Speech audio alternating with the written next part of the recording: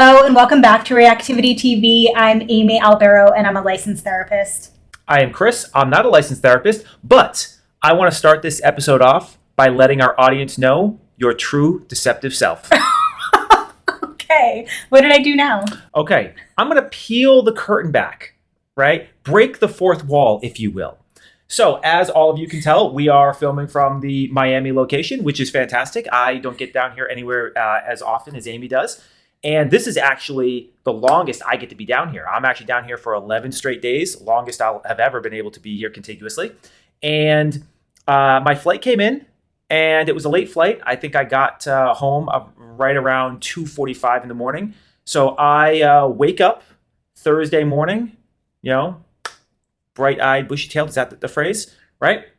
Exhausted, but I'm feeling good. I am in Miami. I'm feeling good. And don't you know it? That's when I get the notification from Catherine and from Amy. Oh, hey, by the way, Chris, while you're in Miami, you're recording on Sunday about a new episode of The Bachelorette. And me, in my completely dazed state of lack of sleep and euphoria of being in Miami, somehow agreed to this. And here we are. You're so full of shit. That is what happened. So actually, I did. There was a couple things to note before we get into all the stuff. So first things first. So I now have been through a BIP. I've been through a Golden. Yes. I've been through a regular Bachelor. So that means that is this the last one? Is this the only one I haven't done at this point? Yes and no. Okay. This is your first Bachelorette season, which would round everything out. However, we do have a Golden Bachelorette season, which will be a first for both of us. Sure, yeah, okay. So, yeah, I did a Golden, but it was a Golden Bachelor. So, technically speaking, after Joan's season, then I can no longer claim that I'm new. At that point, I really just have to be committed to the fact that I am now part of Bachelor Nation. Not the nation, Bachelor Nation? Bachelor Nation. Bachelor Nation, okay, all right. Well, before we get into it, you know what else happened this week? What happened? It was the premiere of Bear Season 3. It was? Yeah. So I just want to throw it out there. If you wanted to maybe audible to the Bear, I'd be open to that. Right? We're about four episodes in. 5 episodes in. Okay. Yeah. Perhaps we are committed to doing The Bachelorette. If you want to do a bonus episode on the Bear, and you all might want us to do that too, I'm happy to do that. But I'm sorry. We're talking about The Bachelorette. You might have to tag in Catherine for the Bear, because as we were watching it, I thought to myself, I don't actually think I'm smart enough to give a good solid review and discussion point on the Bear. Hollywood doesn't produce much worthwhile to watch these days, right? But the Bear is a really, really well written and well developed show. It's some depth to it. There's meat to the story. It has great character development. Stop stalling. But what I'm saying is, I actually don't think that, I would say, yeah, Carmi's a dick, and I worked in restaurants. That's how they are. That's really accurate in a lot of ways. So I think you might have to tag in Catherine for that one, simply because I don't know that I have anything beyond Carmi's a dick to say about that. Other than it's a great, great show. One other piece of information before we get into the Jenn season of The Bachelorette was House of Dragons season 2. Yeah. Another great show. Mm-hmm. I mean, how many times in the 16 years we've been together have I said that there are 2 good shows on at the same time? Yeah, it's very rare. You don't enjoy TV. Yeah. So I'm just saying, if you want to audible to House of Dragons season 2, I'd also potentially be on board there. Again, we're here today to begin talking about Jenn's season of The Bachelorette. But again, happy to do a bonus episode regarding House of the Dragon. Loving season 2. Season 2 is great. Yeah. But today we're going to talk about Jenn's season of The Bachelorette. Well, our pre-season chat about Jenn's season. And we got some stuff to talk about. We do. We got ourselves kind of a trailer teaser, a little 30-second video. We got the introduction to the guys. And we also got sort of another secondary teaser thing with the guys, talking about what they've learned, or pulling some questions out of a hat, basically, and answering them. So we got some stuff, and we've got a few articles that have come out and that have talked about various different things. So Yeah. All right. Yeah, this is kind of our pregame to Jenn season. In addition to everything Chris shared, we're also going to talk about what we hope for, what we expect, what we predict might happen in Jenn season. I'm predicting dragons. You wish. No. And then we'll continue to be back each week with a regularly scheduled episode of our reactions rather to Jen's season of The Bachelorette. I will say it's going to be a bit of an odd schedule this season because we are actually going to be filming from 2 episodes from Cancun. Because of just the way the schedule works out, we're going to be remote a couple of times, and then we'll be together a handful of times. So it's going to be, stay tuned for locations. I'm actually going to I'm going to try really hard to see if the resort will let us film from the dock gazebo-y thing out there. That'd be really cool. We'll see if I can pull that off. So stay tuned. I'm going to work really hard, see if I can, grease some palms or something to make that happen, but we'll see. In your swim trunks. In my swim trunks. Oh yeah. Should we do the whole episode in swimwear? And swimming outfits. And swimming.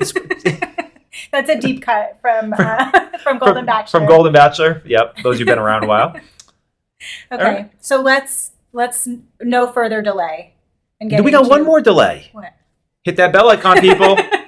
Make sure you got when the content's coming out, Yes, and please subscribe to our channel if you haven't already. Our goal remains hitting that 1,000 subscribers. We're close. We're going to get there. I feel it. But anything that you can do to help us get to that 1,000 subscribers is so appreciated. Yeah. Once we hit 1,000 subscribers, we can start to monetize the channel, which means we can maybe get a producer and maybe get somebody to help editing so we can produce better content and faster content and potentially more content. Yes. All right. Where do you want to start? Let's start with the promo for the season. Okay. The teaser. So basically, we got Jenn putting a heart-shaped coin into a claw machine from the arcades and, that type of thing. And the whole kind of background is talking about the power that she has and, it's all in her hands and stuff like that. What are those, the color schemes? Is that the Easter color kind of feel to it? I wouldn't necessarily say it's Easter colors. It's purple. It's vibrant. It's like kind of a powerful color scheme, right? She's in this like red dress, these deep, jewel tones. So the color scheme matches the message that they're trying to send. So I've got a couple of comments here. Okay. I know that all of you are used to me saying it was kind of become my catchphrase here is that's not how math works. But heart-shaped coin, not how engineering works.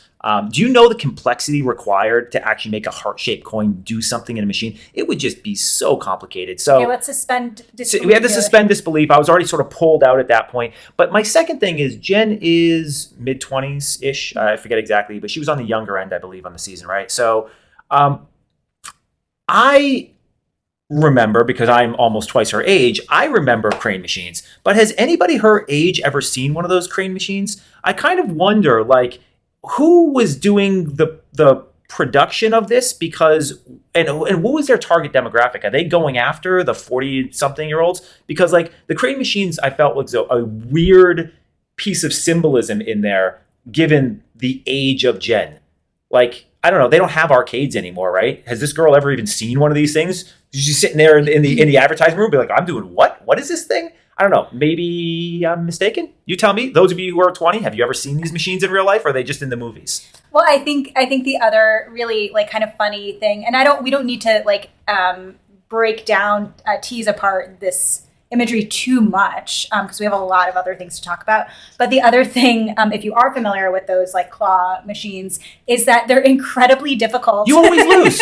They're a scam. And so that's where it's so interesting to have the juxtaposition of Jenn's got the power in her hands, and then this claw machine where the house wins every time in that game. It's really hard. Well, I actually love what you just did there, because the whole concept of she's got the power. Now it's a longer conversation outside kind of the fun nature of this type of podcast, but Jenn has very little power actually in this, and there's a lot of reasons why. But the deck is stacked against her. It's sort of fake power in a lot of ways, and it almost feels like, did the producers just sort of wink and nod at us that she's going to lose at the end of this season? Maybe. I don't know. Maybe I'm giving them too much credit, for a bit of a foreshadowing. But yeah, it's I think the whole thing is interesting. Listen, I hope Jenn gets whatever it is that she's looking for out of this season. But I do too. I really love Jenn. And they are also kind of painting this image about, it's games, it's fun, it's young, and I think that is also the vibe that Jenn is going for. She's fun Jenn. This teaser was also for those of us in Bachelor Nation, you now too. One more season before I step in officially. This was a very different take on a season promo than we've ever gotten before. In a lot of ways, it was more modern. And so it does feel like things are shifting a little bit. And I don't know if it's the new, production team or if it's Jenn, but I also just wanted to note that. Quick question before we get into some of the other stuff. Again, this theme of power, and Jenn has the power. And I know you're saying she's actually got very little power, Sure. But what is your quick take on power dynamics in relationships? Like, how do you see that? Oh, I mean, one, I think all relationships are going to be fundamentally different, right? Mm-hmm. I think that what you bring to the table dictates the amount of power that you have in a relationship. So what you bring in, like income, intelligence, what? I mean, it is a large array of things that you could potentially bring. It can be everything superficial in terms of your looks. It could be things in terms of your attitude and personality. It could be what you offer domestically. It can be the income that you provide. It could be the physical security that you have. And the important thing to remember is that men and women are different. And we've kind of gotten away from this where we try to pretend like men and women want the same things. We don't. What men value and what women value are completely different. That's why, you can see, a rather unattractive man with a beautiful woman, because women put far less value into looks than men do. They put far more value into, things like, is this person going to be a good provider? Are they going to be stable? Are they going to be a good father? Right? And these values, they value those far more than a man is going to value some of those aspects. And so when you look at who has power in relationships, the question really is, what did you bring to the table, and what are your alternatives? And this is a kind of a game theory kind of concept of things. You are as valuable as your second best bid. Right? So if a whole bunch of people you have an item, just whatever it is, you have this microphone right here, right? And you sit there and say, okay, 10 people want this microphone. This microphone is as value as the person who's willing to pay the second highest for it, right? We call it the cover bid. That's what your value is. And the more qualities that you have that are going to be attractive to people, it means you have more people willing to bid and more people willing to bid higher. And bid, we're using it as a metaphor, right, for how they're going to treat you, what they're going to provide for you. And so the more power you have is in how many people are interested in you. That's as simple as that. Is that simple? More colloquially speaking, there is, a long-standing theory that says in relationships, the person that is less interested in the other person has more power. I don't agree with that as a blanket statement. I think that's a reflection on other factors. That's a derived characteristic, not the leading characteristic. If you are less interested in somebody, it's because, there's a lot of reasons why you could be less interested in somebody, but psychologically, yes, we tend to want things that we can't get or things that people that aren't interested in us, because one, it's a challenge. We all like challenges. Two, it also, subconsciously tells us, oh, that person thinks they're better than me, or maybe I think they're better than me. So I want to get something that I think is beyond my reach and my capabilities. But that's short-lived, quite frankly. That doesn't last very long. Because once you get into the relationship, now it comes down to values and it comes down to what people bring.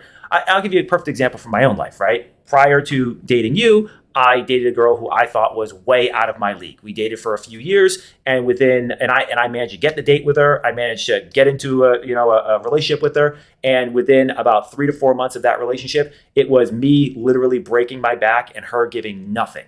And it was like, oh, the reality is I am not actually that into this relationship, because this is a complete one-way relationship. It was great for my ego in the short term. I'd gotten a girl I thought was out of my league. But you can only do that so long, mm-hmm. Right? Yeah, I was going to say, you're right. Like, it is a short-term dynamic in that way. It's also a really good example of insecurely attached people, an anxiously attached and avoidantly attached person kind of, coming together. And that's what makes that dynamic work, quote unquote, but also incredibly toxic. Just out of curiosity, in our relationship, who do you think has more power? Well, see, I wanted to bring it back to our relationship because I think, me getting out of that relationship, it was the girl that I dated immediately before you. And I came into our relationship in a situation where I was like, well, I ain't doing that shit again. Like I'm putting my foot down and I'm getting what I want. And the reality is that I mean, it worked out, right? But it was definitely, I was much harder coming into the relationship about what I wanted and what I needed and what my expectations out of the relationship. But I was still raised by parents who, put value in how you treat somebody and putting in the effort in a relationship. My parents are still married after 30 some odd years, right? And so you don't get that far if you aren't willing to put in the effort, right? And they're happily married, as shocking as that is sometimes, right? So I think, in our relationship, what was the big difference is that I came in, I still put in the effort, but you were matching my effort. And quite frankly, early in the relationship, because I had just been, beat down by the girl prior to you, I was putting in less effort than I typically would, and you were actually putting in more. And that was a extremely attractive quality because I could put more, and I was holding back because of my prior relationship. And so once you were putting in more, I, was like, okay, now she deserves more. She's showing me that she deserves more. And I put in the effort that you needed me to put in for me to be worthy of you. This isn't all about me. It's about us. And at the very beginning of the relationship, I was skating by on having a good career and being halfway attractive and not necessarily putting in the effort. And then again, that's short-lived. And when you said, Chris, yeah, you got to step up a little bit here. I said, okay, yeah, I'm going to step up here. This is also, I want to pivot us back to Jenn's season, but this is also a very similar dynamic that does happen on this franchise, where in this case, the men will be the ones going above and beyond to kind of win the affection and attention of Jenn. And Jenn doesn't have to put in that much effort. Because in that case, she does have more power because she gets to choose who she wants to be with. I mean, it should be a mutual decision, but I think she gets to choose who goes home. They get to choose who stay. The producers is the they? No, the men. What? How do you figure? I could leave if any moment in time on. Yeah. She chooses who goes home. They choose if they stay. Right. I mean, technically, there is a question: do you accept this rose? And so a person could say no. Yeah. Okay, so let's talk about what Jenn says she's looking for. Wait, you didn't answer the question back. And you're smarter than I am on these topics. So who has the power in relationships and why? I think power dynamics definitely exist in all relationships. And I think power has a really negative connotation, and it's often conflated with control. And then when we think of control, we think, okay, there must be an unhealthy dynamic, potentially abusive, yada, yada. And while that is a possibility, of course, in relationships, even in the healthiest relationships, there are power dynamics at play. And actually, Catherine and I, in a Wishing You Well episode, talked all about power in relationships, especially as it relates to managing through conflict. And so we can link that episode as well. But there's always a balance of power. There's shifts in power depending on what's going on in someone's life. There are aspects like even in our relationship, right? Like depending on what the scenario is, there's a world in which you could be someone who has more power and I have less, and then immediately go to a next situation same day. I have more power, you have less. And so I think when you do have two people in a relationship, there is a shift in power, and power imbalances happen all the time. And I think what's important in a healthy relationship is to ensure that the power imbalances are just acknowledged, but also accepted in a way. And in certain cultures, there is an emphasis on someone having more power than another, and that's completely fine. And so I also want to note that from a cultural perspective, that power imbalances might be part of the way that relationships are set up. So again, power imbalances aren't bad, but they do exist. Yeah, I actually think you said so many really important things there. Absolutely. In our relationship, we both have different levels of power in different situations. And we understand who has the power in each of those situations, and we defer to the other one, right?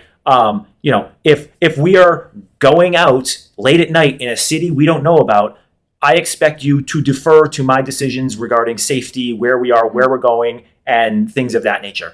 If we are going out to a wedding, you have the power, and I'm expected to defer to whatever you tell me to wear and how to talk to and how to behave and whatever, right? Well, sub power with the word strengths, right? Yeah. Like domestically, right? Like you are a far better chooser of produce, of cooking, of all of that stuff. You have more power, aka strength, when it comes to executing like cooking and meals and things like that.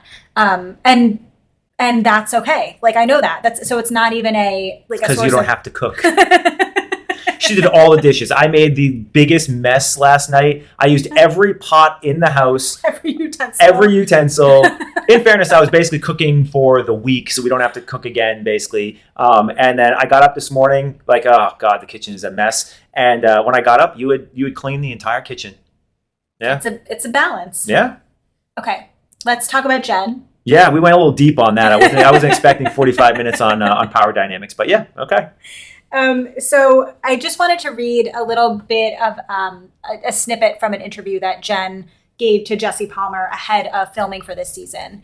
And so when asked what she is looking for, she said that she wants a man with a really big personality who can take it as much as they can dish it. And she's a fan of cheeky banter. And then she shares, I hope I find my person, someone that I truly feel is 100% my perfect match and someone who I'm compatible with. Someone who he and I can have fun and also just feel like we're each other's person. Okay, so I heard several contradictions, several redundancies, and several, not red flags, but yellow flags in there. Mm-hmm. What did you hear? I'm not sure, but I think Jenn's looking for her person. So this is what I heard.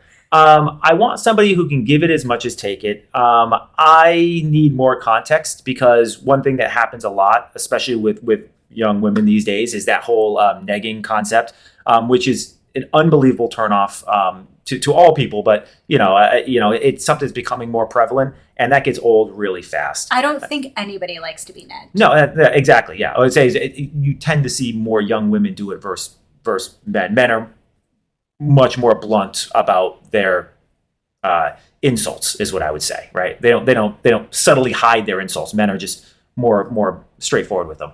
But yeah, I agree. I don't think anybody likes it, and that would be my first concern. Is and she's super lovely, sweetheart. I don't think that that's necessarily going to be a problem, but that would be, if I heard that and I had no context about, if I just read that on like a dating profile, that would be my first concern is, am I just going to like literally in every situation just be taking a beating, just like dinner with the family? Am I going to get negged on? We're going to be, out with the friends getting negged. It's like that. So without additional context, that would be my first concern out of that statement. Again, we have some context with Jenn, so don't think it'd be an issue. Founded in that concern, or you think I'm... Yeah, give it as much as they can take it, or take it as much as they can give it, whatever the order of those words were. I guess the way I'm interpreting it, and maybe it's a generous interpretation in knowing her, is wanting to have kind of a playful relationship where you can give each other a little bit of shit. Like, okay, like I think that can be important in a sense, like if that is your way of communicating, but that can't be the only way that you communicate. And that's sort of like kind of top of her list makes me just question about her comfort in just more direct communication and vulnerability, because that kind of engagement is often coming from a place of insecurity and, again, lack of comfort with being vulnerable. Yeah, I was going to say it feels surface level. Mm-hmm. It feels like you're connecting without going deep at all. And there's nothing wrong. Like, look, I think especially flirty banter early in a relationship really important. I think there's something about being able to joke. There is a comfort level with that, and that's important. But yeah, leading with that, I question maturity levels. The thing is, like, she says in the next piece of that, she's looking for someone who she's 100% compatible with, and what she's actually describing. Spoiler, Jenn. Doesn't not exist. possible. Sorry. But what she's describing in terms of that banter and the give it and take it is a little bit more like chemistry, and not so again, like there's those two are not the same thing. You need both. You need chemistry and compatibility, but being able to do that back and forth thing is a little bit more, again, more physical, more surface level, rather than compatibility. So I just wanted to also draw that distinction. Yeah, that's exactly where I was going. Where, one, I want to be 100% compatible. This goes back to what I've said multiple times in the podcast. That's not how math works. No. It is mathematically possible. It is not mathematically probable, even remotely close to probable. And we come back to it. Women who get 80% of what they want in polling and surveys think that they're settling. Men get 60% what they want, and they're ecstatic and they're ready to marry this young lady. So I think that there right now, and we see it in all kinds of media. There's this concept of there is this perfect person out there for you. And the reality is that's not true. There's not somebody who is going to be 100% of what you want. And trust me, if you got it, you probably wouldn't want it, right? You need somebody who's going to push you. You need somebody who's going to make you think differently. You're going to need somebody who's going to, at times grate on your nerves. These are healthy and important to your own personal development.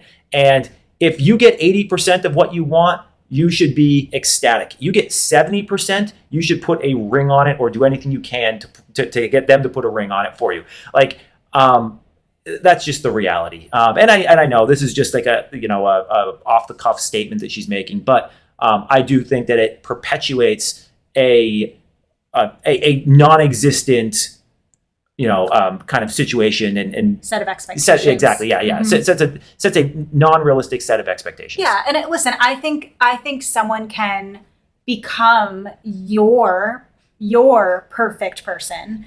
And again, what perfect doesn't mean perfect. Perfect means perfect for you. And one of the things that I remember when we were at the point in our relationship when we were getting engaged, I remember you had said something to me that at the time, like, upset me a little bit, but as we which one of these is it? but I've come to really appreciate it. You had said to me, it's not that you don't make me a better person. You make me the best version of myself I can be. Yeah. And you still do. Thanks. But I didn't appreciate that in the way that I do now, in that, like, I feel like a good partner should enhance those qualities about their significant other in a way. And again, that's not to say that you are absolutely perfect. We all know you're not, and neither am I. But I think it is. I think what you're saying is like having those rough edges. That's what makes a relationship interesting. Again, conflict is not a bad thing. Conflict is healthy in relationships. That's also what that you two are two distinctly different and unique people is what makes things interesting and helps you grow and helps you continue to learn and stay connected. It keeps things also exciting. So I think there is such a thing as perfect for you, but not perfect. Yeah, I completely agree with all of that. That's not the comment I thought you were going to go with. Oh, what do you think it was going to reference? I thought it was the my body's a temple comment. Yeah. Okay. Well, stay tuned for that. We'll tell it on another podcast. Okay. So we did get a glimpse about the guys, and who they are, what they're looking for. So let's do just a quick overview of the guys. Can I just start with a question that I was not allowed to ask on Joey's season? But now that the roles are reversed, I think it's societally acceptable for me to ask. Okay. Are there any attractive guys on this season, and what would you rate the average 1 out of 10? Like, if you just average them all out. Listen, what I'll say is that historically speaking, what we learn from people who meet these contestants in real life is that them on TV and in any sort of print media does these people absolutely no justice, that they are so much more attractive in person. Mostly because a lot of them are tall and, that helps. Yeah, that is, yeah. But what I'll say is going through the photos and seeing what I've seen online, I don't know that there's one person that I am attracted to physically or that I find physically attractive. Not that these are not unattractive men, but me specifically, I'm not super attracted to any of them. And I don't know what that means. I don't know if it means I've just kind of aged out of like who is on the show. I don't know if I'm just so happy with you. I Super can't even smitten, think about another man. But no, I mean, I think what I do appreciate a lot about this cast of characters is that there is a nice age range. There's, some young ones like in their early to mid 20s. Then we have some in their mid 30s. I think that's a nice spread. I think we have some people with like real careers. We also have people that have like questionable careers, which, it takes a certain type of job / career that allows you to potentially take 2 months off of work. You either have to have a career that has a lot of vacation time, Mm-hmm. or you have to be somebody who, is more flexible, like a 1099 situation, or you need somebody who, kind of can afford to lose their job, Mm-hmm. right? Right. You're definitely in a, position of economic privilege in order to even attempt to be on one of these shows. Or you're just straight up, taking Living the in the dough, moment. living in the moment, and just being like, you know what, I'll figure it out after the fact. And I think that this can be my gravy train, so I'm going to take the shot. Yeah. And that's sort of the feeling I got of Sean. Was it Sean? Mm-hmm. That was kind of the impression that he gave. Season in Bachelor in Paradise. Yeah, he was just like, you know what? I'm just taking every opportunity, lose my job, get fired, don't care. Just gonna Mm-hmm. keep it rolling. So yeah, I mean, it'll be interesting. Jen's got like a very diverse, in addition to the diversity of age, there's a like cultural, ethnic diversity. There's some body diversity going on. There's, again, career diversity. And so I don't know what this is supposed to communicate to us. Is it that like the Bachelor franchise is more diverse? Is this, or wanting to be more diverse? They've gotten a ton of criticism about that. I don't know if this is just Jenn is just open to whatever, Jenn is our first Asian Bachelorette. I don't know if the Bachelor also doesn't know how to cast for that. So I don't know, but it seems like Jenn is again open to having fun, to meeting her person, and seems like she's at least what we've heard from her, leading with personality, and so not wanting to discriminate. And I mean that in like the larger sense of the word. So it'll be interesting to see what this group of men is like all together. Yeah, as I scrolled through, I was a little bit surprised at what I would say is the general averageness to sub-averageness of what I would call conventional male attractiveness. I just was kind of like in even just in the previous seasons, you look at like a Joey or something like that, like conventionally very attractive men, and I just was a little bit surprised at there's one guy where he looks like he literally just came out of the hospital. He looks sickly. Mm-hmm. And I was like, wow, okay. Hey, listen, I'm sure he's a really nice guy. Maybe he just needs a little spray tan. A little spray tan. I tell you, a spray, I do real tan, but when I get a real tan, I get a point. I definitely go from like a solid 6.5 to like a 7.5 easy, right? You have a little sunburn going on. I had a little sunburn. I got some sun yesterday. Yeah, Miami. I got out in the sun. It's raining today, but so yeah, I was a little bit like kind of surprised at how unconventional the cast seemed to be. I think there's actually going to be a bit of a train wreck of a season. In what way? I think that. So Jenn is leading with this is all going to be fun and games and stuff like that. They've got a bunch of guys so here's the thing about men, right? We can call it kind of the Jimmy Garoppolo kind of problem, right? So Jimmy Garoppolo is not a great quarterback, right? He's very attractive. Bingo. And so this guy can walk on, and he's so attractive that he leads with confidence, and he just has opportunities thrown at him, and he's in the NFL, and he kind of can be a starter and kind of not be a starter. But the reality is, the whole Jimmy Garoppolo problem is like you're so attractive that you can just walk in and be confident, and opportunities are thrown at you. You don't really have to fight for it, even if you're not necessarily that good, right? And what that does is it creates one particular dynamic, and I think that's probably the dynamic we've been seeing on this show. And I think what we're going to be in for now is a different dynamic where you've got a bunch of guys who are not Jimmy Garoppolo. These are not conventionally attractive men. These are men who have had to fight for it, who have been, how many times do you think of Jimmy Garoppolo's life? But by the way, for those who don't know, Jimmy Garoppolo is an NFL quarterback. Do you want to like put a picture. I'll put a of him. picture. I'll put a picture of him up. He's actually not a terrible quarterback, but he's not a great quarterback either. But people thought for a long time he was going to be a star. Blah blah blah. He's very attractive, Including Bill Belichick. Yeah. I mean, he was back at Tom Brady in New England, which is was claim to fame, and then he went with Josh McDaniels to place and stuff. It doesn't matter. Anyway, so what we're having now is we're going to have a cast of men who have not been thrown opportunities left and right, who haven't just walked into every room and gotten every girl that they wanted, So maybe they know how to have a conversation that's more. And I like your eyes. We're not going to have a Tanner. We like your eyes. I actually am really interested to see, and I think it can be a little bit of a train wreck because I think these guys will more than likely exhibit a little bit more grit than you've seen. More competitiveness? Maybe not necessarily competitiveness, but these guys are guys who have been rejected. Experience, teaches you a lot in how to handle it. And so I think on one hand, these, we're going to have a cast of guys who are likely have been rejected a little bit more than previous casts. And I'm really interested to see how that dynamic plays out. They're going to hopefully be guys who can have a better conversation than, say, Tanner. Well, I ended up liking Tanner. Liked him at the end. He was actually a nicer guy than I thought he was going to be. But man, conversation skills, not up to par.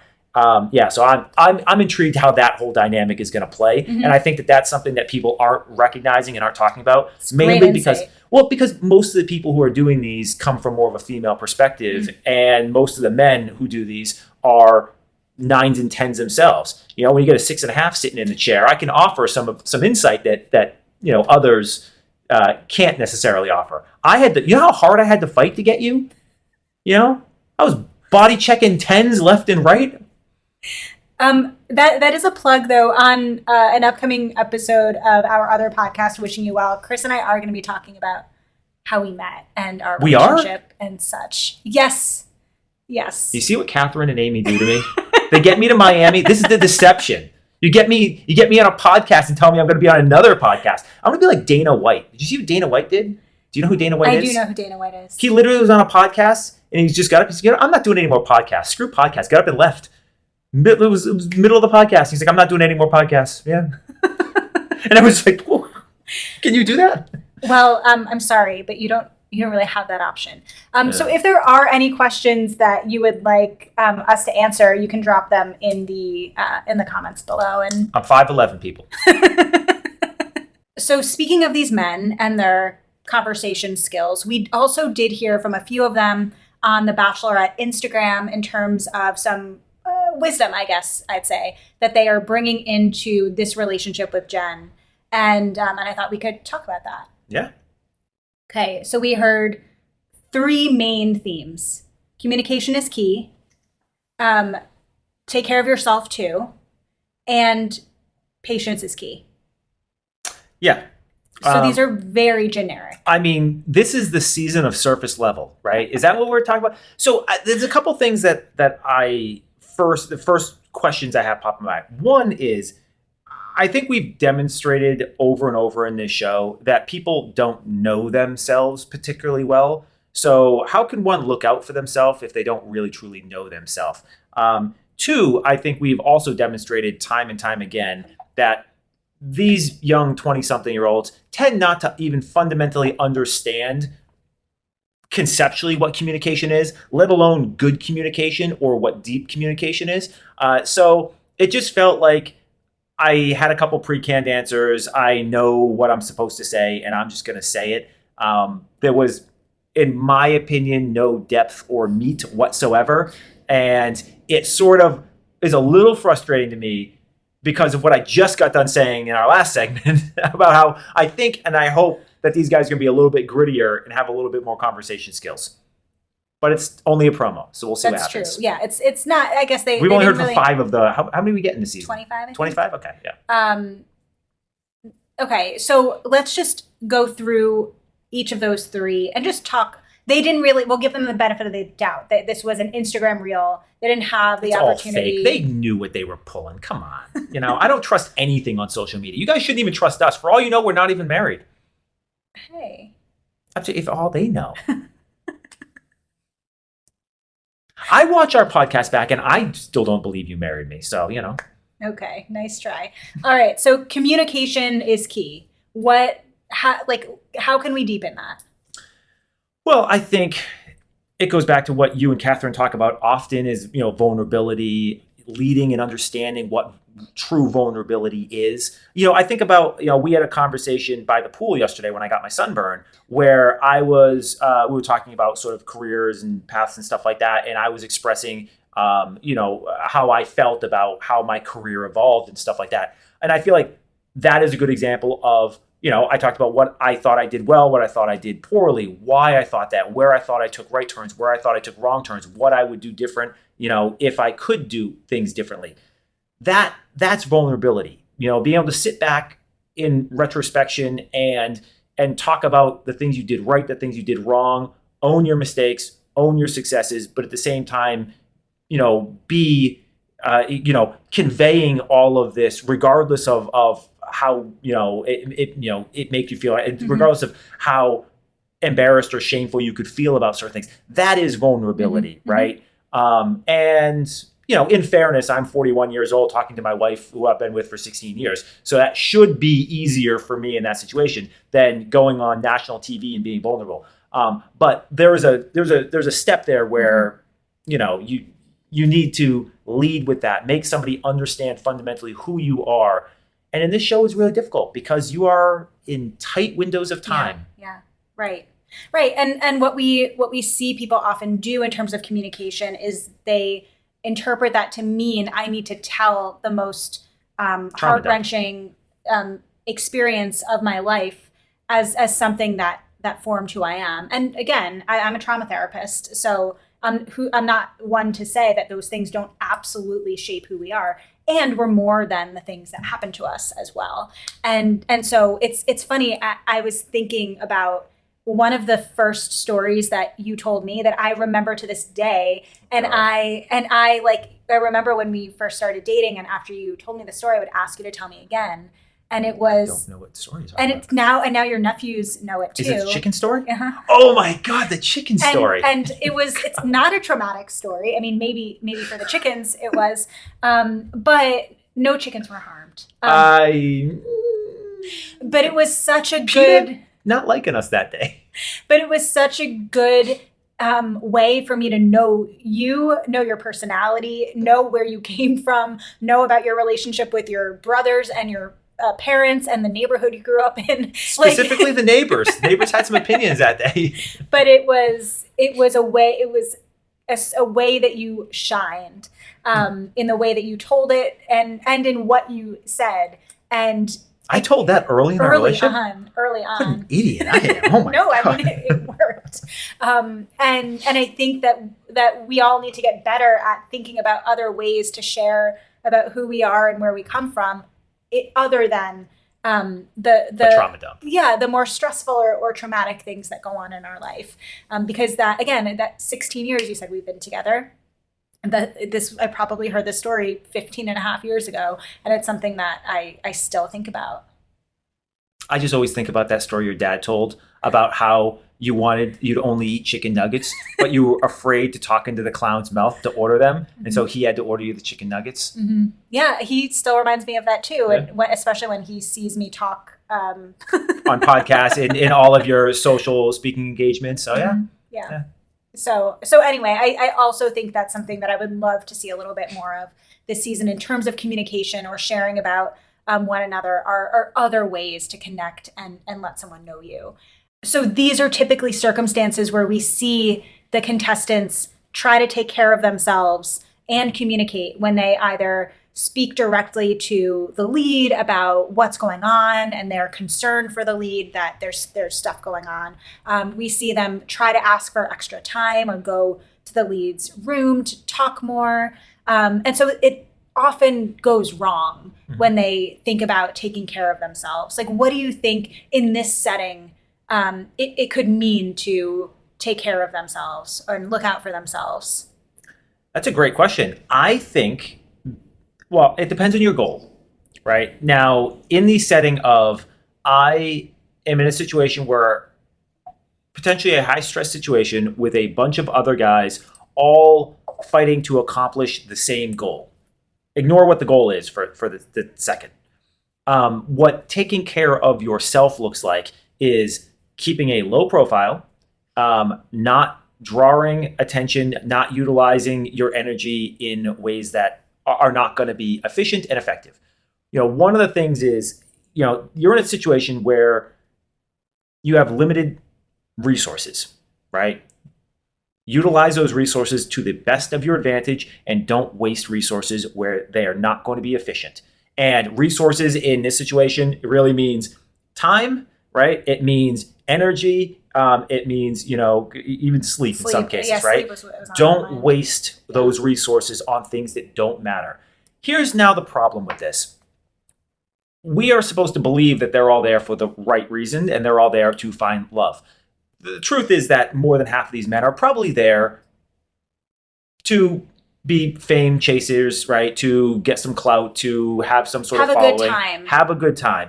And so they're the ones who, looking out for themselves, is going to be the exact opposite. It's going to be to find themselves ways that they can be in the middle of drama while at the same time, being the one who's going to look better, potentially, unless you're looking for an evil edit, which there are reasons why you might do that. And so you've got this conflagration of personalities and goals all hitting at the same time. Mm-hmm. And we are, kind of being narrated to suggest that they all have the same goal. But we know that they don't all have the same goal. And so I think it's hard to say what taking care of yourself looks like is, because that's going to look differently based on your goal. But at the end of the day, it's the core theme is always going to be the same. Assess what your resources are and use those resources as efficiently in that avenue. If your desire is to get fame and to get clout, then you want to be using all those resources as much as possible to be in as much drama as possible, and to take as much time and be as sweet as possible to Jenn so she keeps you around. However, if your goal is actually there to find love, then we should not see you on screen unless you're on a date with Jenn. Or you're trying to meaningfully get time with Jenn, or use your time meaningfully to get to know Jenn. Every time we see you on the screen, it should be intentional, where the only name coming out of your mouth is Jenn, and you never reference, talk about, or really seen doing much interaction with the rest of the group. Right. Focus on your connection. Yeah. Yep. And that's what we see so often in the what we saw in Joey's season, particularly with Leia and what was the other one there? The Maria double date one. What was her name? Oh my God. Sydney. Yeah, there we go. Well, with the Leia and the Sydney situation in Joey's season, where they spent zero time concerned about themselves and their connection. It was all about the other women. So the last one about patience, this I feel like was a nice reminder as well, because in a sense, yes, patience is key, especially here.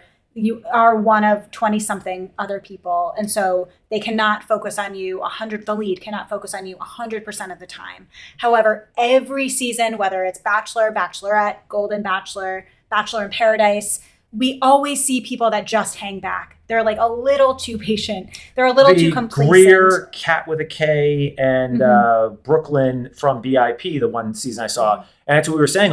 Hello, rose ceremony in 3 hours. There's got to be some sense of urgency. Do something. So it's knowing when to shoot your shot. Yeah. And also trying to just accept the setting that you're in and know that it's not only about you. Yeah. And so it'll be interesting. I'm really curious. And maybe we should come back to these 3 things: being communicative, taking care of yourself, and being patient. Maybe we revisit these after the first episode, when we see the guys a little bit more, to get a sense of who's going to do these well, and maybe who's going to really struggle. Because I think that they are good, again, general things to go into this season with, having learned them from past relationships, supposedly. So we'll see. So of the 3 of those things, what's the most important being a wife to me? Patience. What do you mean? I'm the easiest guy in the world to deal with. What about for me? You're a communications girl. Yeah, you're a therapist. You make sure I have to communicate at all times. Otherwise, Yeah. You taught me how to communicate. I was before that, I learned at a very young age that if I just asked some questions and just let the woman talk, like the date was going to go well, but eventually, like that works in the short term, and first, second, third dates go really well, but then eventually they start asking you about you, and then I just that's where I fell apart. It was not good, and I dated such different types of women where it was not easy to sort of like, okay, what worked here did not work here, and it didn't work over here either. So then you were just like, okay, we got to clean this communication up, and that's I wouldn't be on a podcast talking about random stuff. All right, so we are 1 week away from Jenn's premiere. What are some things that you are expecting to happen, hoping to happen? Like, what are your predictions for this season?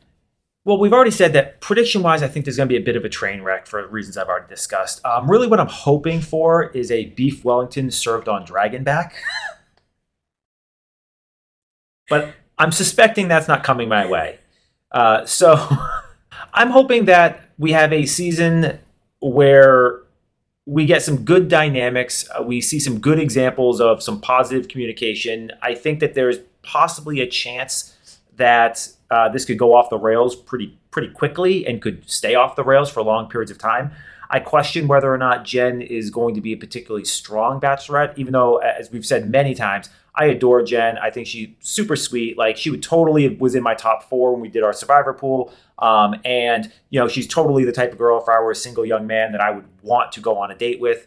But I do question, where she is in terms of her maturity level for this platform. And I do think it's an odd selection of men relative to what we've seen historically. And so I'd like to see where they're going and why they did this. I'm sure they had a purpose to it. So I think it's going to be, I think Joey's season, there was some drama, but it was very contained drama within a few kind of pods, so to speak. I feel like this could be a season that we get a lot of disparate stuff going on. Yeah. Do you think Jenn will get engaged? No.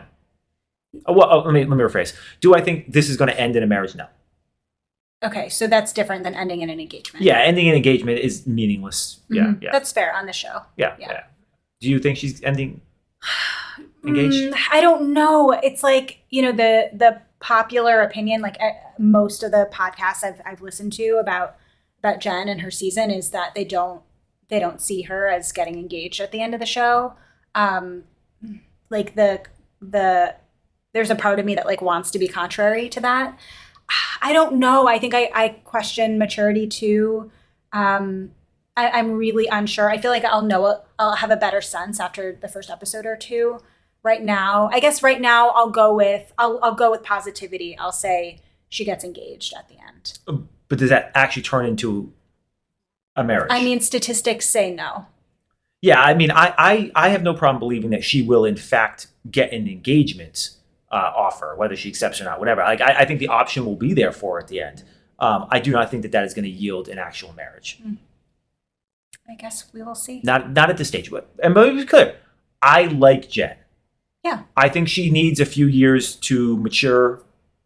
Well, we don't know her enough to know whether or not she's mature. I feel like we just, when you're a contestant on The Bachelor, like, we only get a sliver. Like, we really only got to see what they wanted us to see from her. And so now as The Bachelorette, we, get to see her in a whole different way. Like, if you would have told me I would love Joey based on what I saw from him in Charity season, I didn't think, I thought he'd be boring, and I didn't think he had what it took to carry a season. He was the best Bachelor I think we've ever had.